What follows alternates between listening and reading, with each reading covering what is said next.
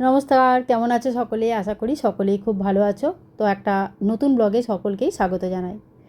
আর আজকে আমরা যাচ্ছি রিলায়েন্স মার্ট। অনেক বড়, মানে সব জিনিস এক জায়গায় পাওয়া যায়। মাসে একবার যদি আসা যায় এখানে, তো খাওয়া দাওয়া সবজি পাতিও পাওয়া যায়, জামা কাপড়ও পাওয়া যায়, স্টিলের জিনিস, কাঁচের জিনিস, ঘর সাজাবার, বেডিং, টয়লেটারি, সমস্ত কিছু। তো এটা একটা মানে কি বলবো, যে এসে পড়ে না সব জিনিস একসাথে হয়ে যায়, তো খুব সুবিধা হয়। আর এই আজকে ঝকঝকে পরিষ্কার আকাশ, এই ভিডিওটা খানিক দিন আগেকার ভিডিও, মানে অনেকগুলো পরপর ভিডিও শেয়ার করেছি। আর এটা এডিট করার সময়ই পাইনি, তো আজকে ভাবছি তোমাদের সাথে শেয়ার করি। মানে না 2-3টে রিকোয়েস্ট এসেছিলো যে দিদি একটু অন্য ধরনের ভিডিওগুলো যদি শেয়ার করেন লাইফস্টাইল ব্লগিংয়ের ওপরে, তাহলে কিন্তু খুব ভালো হয়। তো মানে আমার ইচ্ছে করে, জানো তো, আমার মনে হয় যে লাইফস্টাইলের ওপরে কিছু ভিডিও শেয়ার করি। সবসময়ই মানে পুজো পাঠ আমার করতে ভালো লাগে, ঠিক কথাই। আমি পুজো পাঠের ভিডিও শেয়ার করতেও আমার ভালো লাগে। কিন্তু কখনো কখনো মনে হয় না জীবনের একটা পার্ট, যেটা আমাদের আর কি নিত্য নৈমিত্তিক যে জীবনটা, সেটাও যদি শেয়ার করা যায় তো বেশ ভালোই হয়। এই দেখো ভেতর থেকে দেখাচ্ছি, অনেকটাই বড়। আর মানে প্রতিটা কাউন্টার তোমরা লাস্ট পর্যন্ত ভালো করে ক্যামেরাতে আসছেও না, মানে এখানে মোটামুটি এলে আমি বলছি না যে সব পাওয়া যায়, সব। তো পুরো একদম বাক্স ভর্তি করে জিনিস নিয়ে যাও। আর 1 মাস পর্যন্ত আর কোথাও কিছু কেনার দরকার হয় না। তো ওই জন্যই এটা একটু সুবিধা হয়। আর তাছাড়া একটুখানি মানে কি বলবো, যে আলাদা আলাদা জায়গায় গেলে একটু সময় সাপেক্ষ হয়ে যায়, খরচ সাপেক্ষও হয়ে যায়। সেই জন্য বেটার মনে হয় যেন এক জায়গায় এসে যদি পেয়ে যাওয়া যায়। আর এখানে না দামটাও বেশ ভালো থাকে। তো বাড়ির আশেপাশে যদি কোনো সুপার মার্কেট থাকে, দেখবে অনেক সময় না যে নর্মাল যখন আমরা স্টোর থেকে নিয়ে আসি সেটাতে দামটা একটু বেশি পড়ে। আর এইসব জায়গায় যেগুলো এমআরপি আর কি, কোম্পানি জিনিসের এমআরপি, সেগুলোতে কিন্তু প্রায়ই 10%, 15%, 20%, এমনকি কখনো কখনো বাই ওয়ান গেট ওয়ান মানে 50% পর্যন্ত অফ থাকে।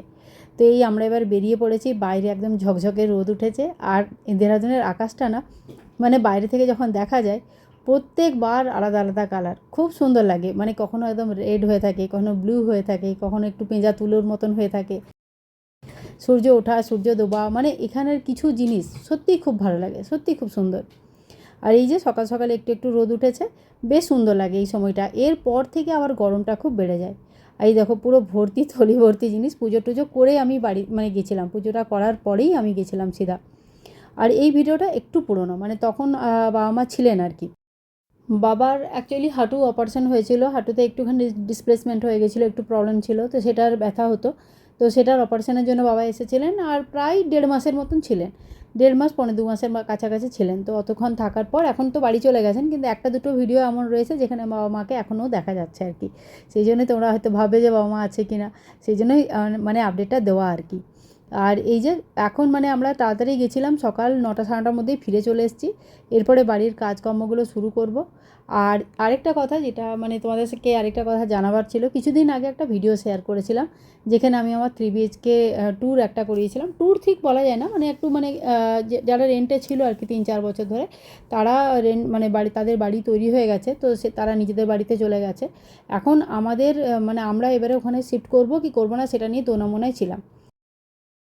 সর্বপ্রথম যেগুলো আমাদের কাজ ছিল সেটা ছিল বাড়িটাকে পুরোপুরি বাড়ির মতন তৈরি করা, কারণ প্রচুর জিনিস ভাঙা পোঠা, মানে প্রচুর নোংরা, মানে কী বলবো এখন আমি, আর কী বা বলার আছে।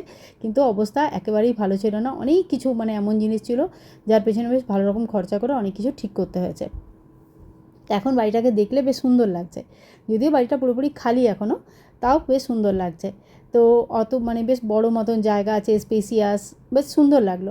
তো আমাদের মানে অনেক দিন ধরে ইচ্ছে ছিল যে আমরা যদি বড় বাড়িটায় শিফট হতে পারি, তো ওটাই এখনও মানে মোটামুটি ঠিক করছি যে আমরা বড় বাড়িটায় হয়তো চলে যাব।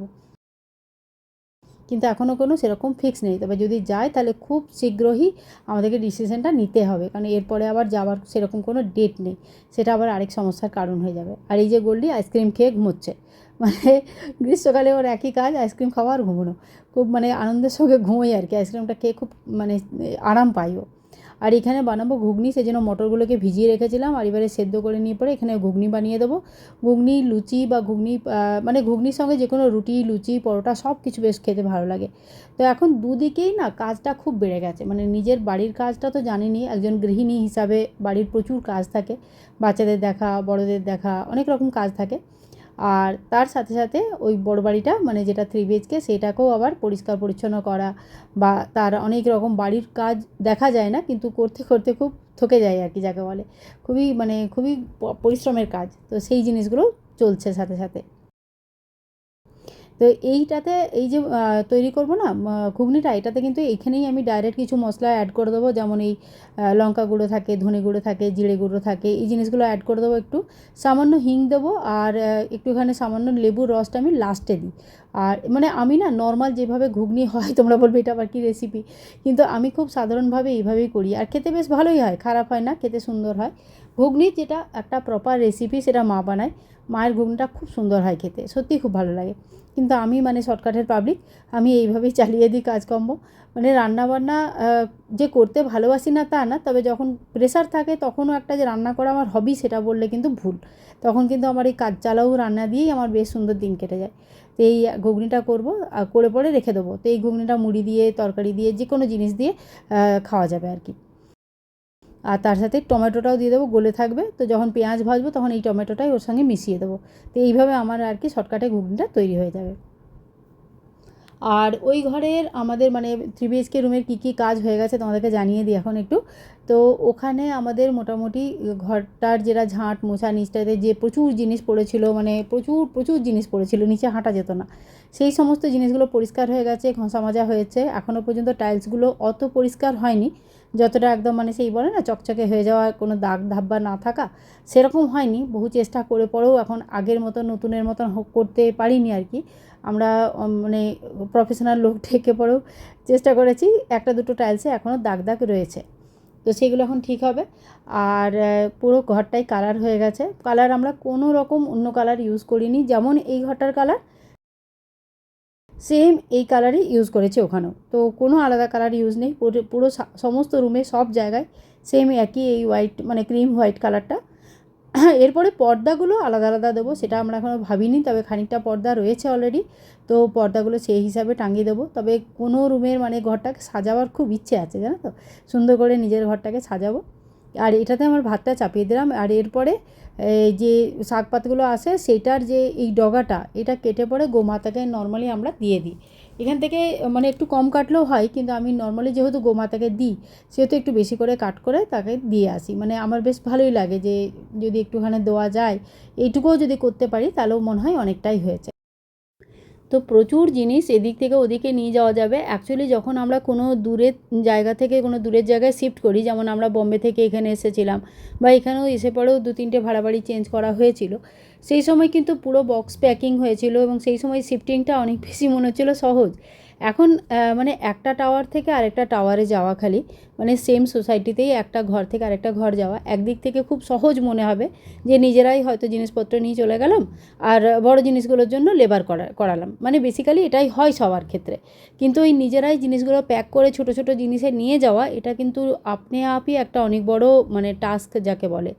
তো আমরা এখন মোটামুটি প্যাকিংটা শুরু করেছি, অনেকটাই জিনিস করেছি। জামা কাপড়গুলো যেমন কিছু ইনবিল্ড আলমারি আছে, যেমন আমার এই রুম এই ঘরটাতে যেভাবে রয়েছে ঠিক সেই রকমই বড় বড় আলমারি ওই ঘরে মানে 3 BHKতেও রয়েছে।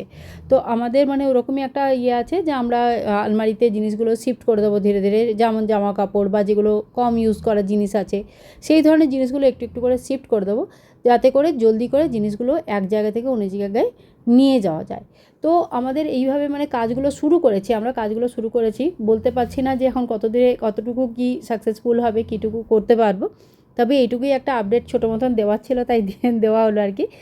আর এই যে ভাতটা তৈরি হয়ে গেছে, আর তার সাথে সাথে দেখুন আমাদের মানে আজকে যে পালক শাকটা তৈরি করবো না, এটা খেতে হাজব্যান্ড খুব ভালোবাসেন। মানে ওর যে এই ধরনের গ্রিন ভেজিটেবলস না, এগুলো খেতে খুবই উনি ভালোবাসেন। কিন্তু এরপরে আবার যেই বর্ষাকাল শুরু হয়ে যায়, ওরকম সাধারণত বেগুন, গ্রিন ভেজিটেবলস এই জিনিসগুলো খাওয়া উচিত নয়। মানে এমনি দেখতে গেলে যেমন চতুর্মাস শুরু হয়ে যায়, তো এগুলো খাওয়া বারণ করে সকলেই, শাস্ত্র অনুযায়ী বারণ থাকে। আর ওই রকমও দেখতে গেলে যদি সায়েন্টিফিক রিজনে দেখা যায়, তাহলে কিন্তু এই বর্ষার সময়তে এইসব জিনিসে প্রচুর পোকা হয়, পোকা ছোটো ছোটো ডিম বা লার্ভা জাতীয় জিনিসপত্র, যেগুলো হয়তো খালি চোখে দেখাও যায় না, অথবা অত ভালো করে স্যানিটাইজ করা যায় না, ধোয়া যায় না, যাতে করে আর কি মানে এগুলো মানে খুব ক্ষতিকারক। এগুলো যখন আমরা খাই তখন কিন্তু এগুলো খুব ক্ষতিকারক হয়ে যায়, সেই জন্যই সায়েন্টিফিকলি বারণ করা হয় যে না, এই জিনিসগুলো যেন এখন খাওয়া না হয়। তো যাক, এখানে রান্নাটা আমার হয়ে গেল। রান্নাটা হওয়ার পর আমরা একবার করে বাড়িটা যাচ্ছি, দেখে আসছি, আর তার সাথে সাথে মানে একটা থিম করবার চেষ্টা করছি। তো আপনাদের কাছে যদি কোনো ভালো আইডিয়া থাকে আমার মেয়ের রুম, ছেলের রুম কীভাবে করব, কীভাবে সাজাবো, তাহলে নিশ্চয়ই আপনারা কমেন্ট করে জানাবেন। আর তার সাথে সাথে যখনই বাড়িটাতে শিফট হবে আর কি, যখনই করব, তারপরে যেমনই আমাদের আপডেট থাকবে বা যেমনভাবেই আমি নিজের বাড়িটাকে আমার মানে বাড়িটাকে বাড়ি তৈরি করতে পারবো, আমার হাউস থেকে ওটা হোম হয়ে যাবে, তখন কিন্তু আপনাদের সাথে ধীরে ধীরে সমস্ত কিছুই শেয়ার করব। আর আমার সবথেকে প্রিয় জায়গা এই মন্দিরকে কিন্তু আমি খুব সুন্দর করে সাজাবো বলেই মাথায় রেখেছি। এবারে বাকি সব ভগবানের ইচ্ছা, উনি যেমন ভালো বুঝবেন তেমনি হবে। তো যাই হোক, আজকের ভিডিওটা আমি তাহলে এখানেই এন্ড করব। আর ভিডিওটা তোমাদের কেমন লেগেছে নিশ্চয়ই জানাবে, ভালো লাগলে পরে লাইক করো, শেয়ার করো, আর অনেক অনেক ভালোবাসা দিও। বাড়ির আপডেটটা আগেও আমি দিতে থাকবো। আর একটা আমার খালি বাড়ির একটা ট্যুর দেওয়ার ইচ্ছে ছিল, কিন্তু এখন মানে বাড়িতে মাঝে মাঝেই কোনো না কোনো মিস্ত্রি কিছু না কিছু কাজ চলছে, তো তাই ওদের মাঝখানে প্রচুর আওয়াজের মাঝখানে খালি বাড়িতে ট্যুর দেওয়াটা খুব মুশকিল হচ্ছে। যাই হোক, যদি সম্ভব না হয় খালি বাড়ির ট্যুর দেওয়া, তাহলে কিন্তু ওখানে শিফট যদি আমরা করি, শিফট হয়ে যাওয়ার পরেও আমরা একটা বাড়ির ট্যুর তো নিশ্চয়ই মানে দেবই আর কি। সকলেই দেখো, খুব সুন্দর লাগে, নিজের জিনিস সকলেরই ভালো লাগে, কিন্তু আপনাদেরও ভালো লাগবে। আর এই আমার সন্ধ্যা আরতি হয়ে গেছে, সকালবেলাতে পুজোটা হয়ে গেছিলো, সন্ধ্যা আরতি হয়ে গেছে। আমাদের মানে যতই কাজকর্ম যাই থাকুক না কেন, ভগবানের কৃপায় এইটুকু কাজ অন্তত রেগুলার বেসিসে করতে পারি। তো আজকের ভিডিওটা তাহলে এখানেই শেষ করছি। আর এখান থেকে দেখো দেরাদুনের রাত্রেবেলার ভিউটা দেখাচ্ছি। রাত্রেবেলায় দূর পর্যন্ত দেখা যায়। আর ওই ছোটো ছোটো দেখছো, একটা ছোট্ট মতন নিচেরটা চাঁদ আর উপরেরটা তারা। চাঁদটা এখন খুব ছোট চাঁদ এসেছে, মানে এখন তো অত বড় হয়নি আর কি। তো যাই হোক, রাতের আকাশগুলো দেখতে কিন্তু দারুণ। তো চলো শেষ করি আজকের ভিডিওটা। হরে কৃষ্ণ, রাধে রাধে।